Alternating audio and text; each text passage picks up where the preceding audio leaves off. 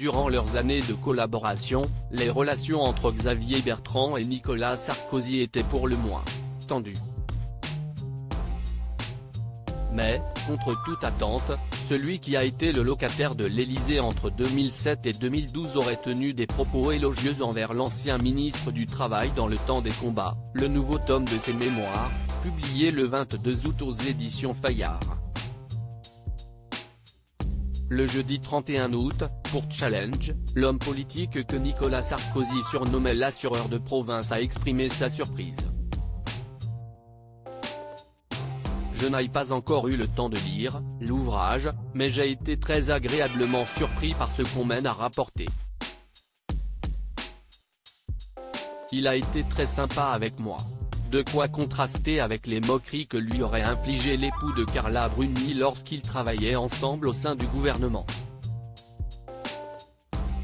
D'après Le Monde, le prédécesseur de François Hollande aurait couvert d'éloges Xavier Bertrand, qu'il a nommé à la tête de l'UMP, ex-LR, en 2008 dans les pages de son livre. Hormis Xavier Bertrand, seul Gérald Darmanin a trouvé grâce aux yeux du politique.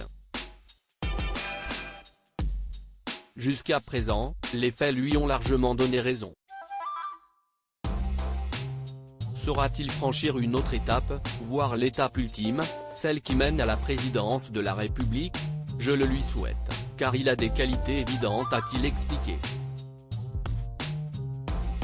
Et si l'ancien ministre de l'Intérieur sous Jacques Chirac a épargné le président du Conseil régional des Hauts-de-France, depuis 2016, et le ministre de l'Intérieur actuel, il n'a en revanche eu aucune pitié pour les autres figures politiques.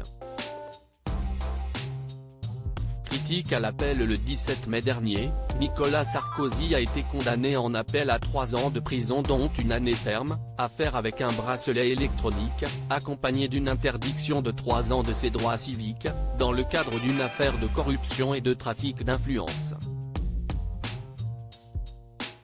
Alors sans surprise, la colère gronde pour le premier chef d'État condamné.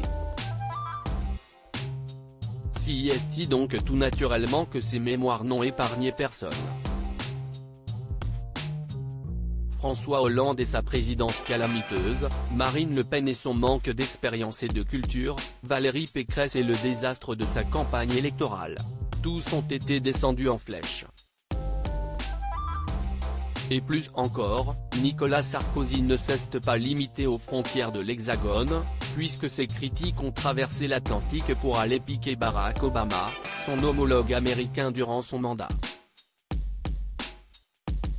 Dans son livre, l'ex-locataire de l'Élysée a confié avoir du mal à lui pardonner son absence de conviction. Une chose est sûre, Nicolas Sarkozy avait des choses à dire.